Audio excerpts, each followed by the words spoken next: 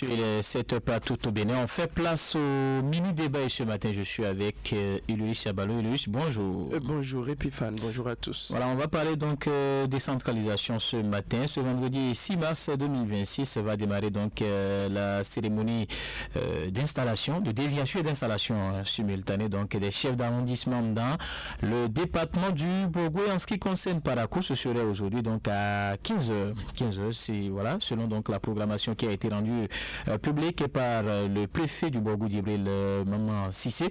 Alors, dans ce cadre, Louis Chabalo, nous allons nous intéresser spécifiquement au cas de Parakou. Elle sera peut-être un peu brute, cette question. De quel type de chef d'arrondissement a besoin Parakou? La question est effectivement brute. La réponse le sera tout autant.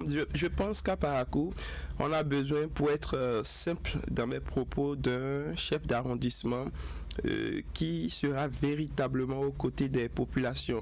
Parce que vous parlez de décentralisation. Quand on prend l'organigramme, quand on prend le schéma de positionnement des responsables de l'administration communale, je crois que les chefs d'arrondissement jouent quelque peu le rôle d'intermédiaire, je vais le dire comme ça, entre les autorités qui sont perchées là-bas au sommet de l'administration communale et les populations qui, elles autres, sont au bas de l'échelle. Généralement, c'est un constat simple que je veux faire remarquer. Quand vous allez sur des terrains ou pour des sujets liés aux faits de société qui se produisent dans les quartiers, le premier réflexe du chef de quartier, c'est d'informer son supérieur hiérarchique, qui est le chef d'arrondissement. Donc tout ce qui se passe dans les quartiers passe par le chef d'arrondissement pour être reversé au conseil communal ou pour être reversé à qui de droit afin qu'on trouve des solutions. Sans faire un abus de langage, je pourrais dire que le chef d'arrondissement représente le maire dans un arrondissement donné, dans une... Il a une grande responsabilité, surtout cette responsabilité qui est liée à l'écoute. Le chef d'arrondissement doit être celui-là dont le bureau est ouvert. Ce n'est pas partout qu'on observe cela. Il y a certains chefs d'arrondissement qui, je ne sais pas s'ils associent autres activités à ce rôle qui désormais leur est confié, et on n'a pas toujours, je veux dire, la disponibilité ou la chance de les avoir pour avoir son document signé et pas l'avoir à temps, bien entendu. Ils sont généralement occupés à faire autre chose, alors qu'il faut là une ouverture, une autorité qui est disponible vraiment pour écouter les populations, apporter des réponses aux besoins et pourquoi pas faire des propositions pertinentes pour le fonctionnement, le déroulement, le développement de son arrondissement qui est sa zone de compétence. Alors, on a vu, en ce qui concerne le choix des maires, beaucoup plus dans le département du Borgo, c'est de nouvelles têtes, ne serait-ce qu'à Niki et à Ndali, voilà, où les deux donc, autorités communales ont été reconduites. Mais on a beaucoup plus misé sur l'option jeunesse. Est-ce qu'il faut continuer dans cette dynamique ou voir, donc, tel que vous l'avez dit, des personnes qui ont des expériences pour pouvoir accompagner donc les DID? Je crois que les deux sont nécessaires. Et c'est au bout de l'ancienne code qu'on tisse la nouvelle, comme on a l'habitude de le dire.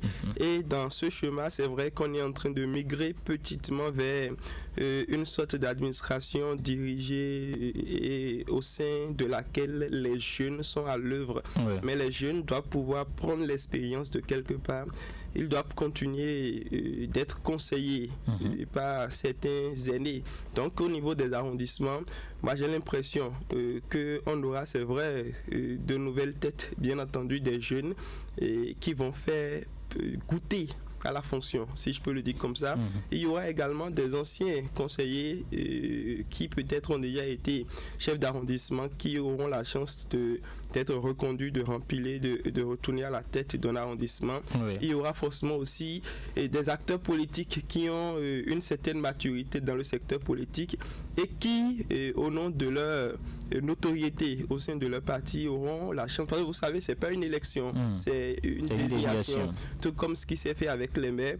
Et ce sont les partis politiques qui ont battu les grands records au niveau de la commune, qui vont proposer les personnes. Et je crois que cette désignation doit tenir compte d'un certain nombre de critères, notamment la proximité de cet acteur-là avec les populations, sa capacité à être à la hauteur de petits soucis de leadership qui interviennent parfois, mais il va falloir aussi, ça c'est honnête, on va pas l'écarter, que celui-là soit un peu intellectuel.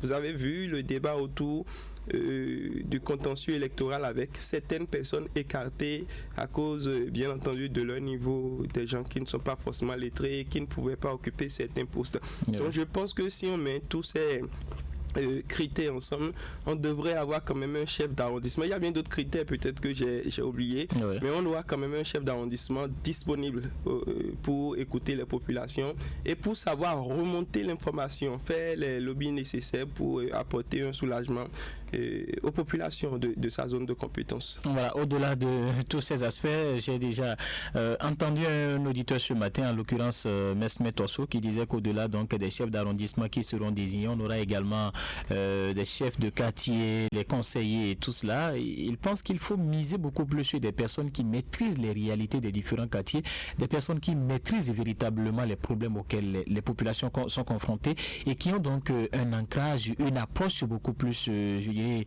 rassembleur. Oui, je pense que sa préoccupation est légitime. Et il revient là-dessus depuis un certain temps. Je l'ai suivi sur nos tranches.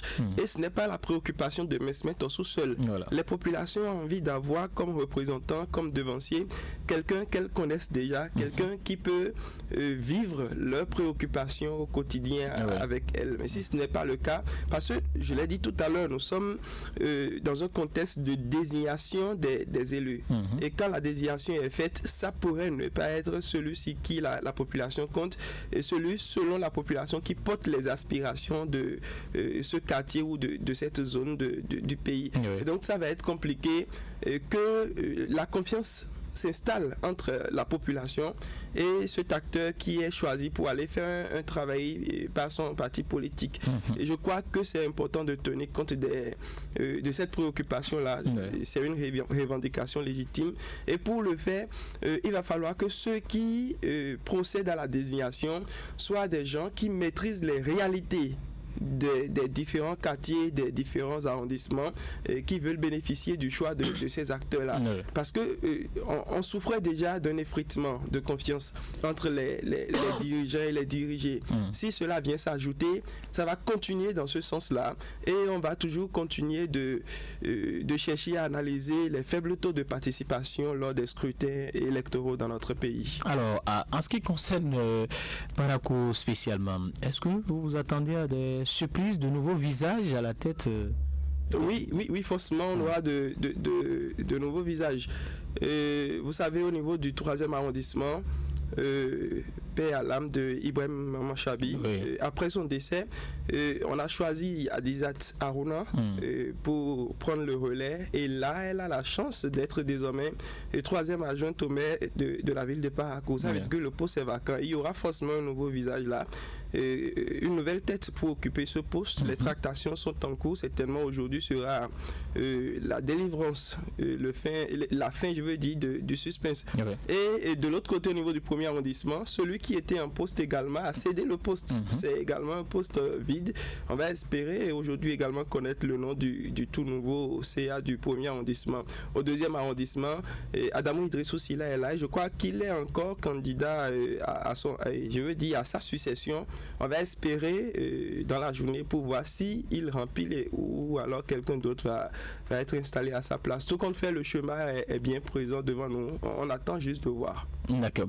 On attend de voir justement. Merci à vous, Hilary Chabalo. Merci donc pour ces différents détails. D'ici donc 15 heures, on saura qui sont les 3 chefs d'arrondissement qui seront désignés pour la ville et éventuellement également pour les autres départements, les autres communes donc du département. Dans la suite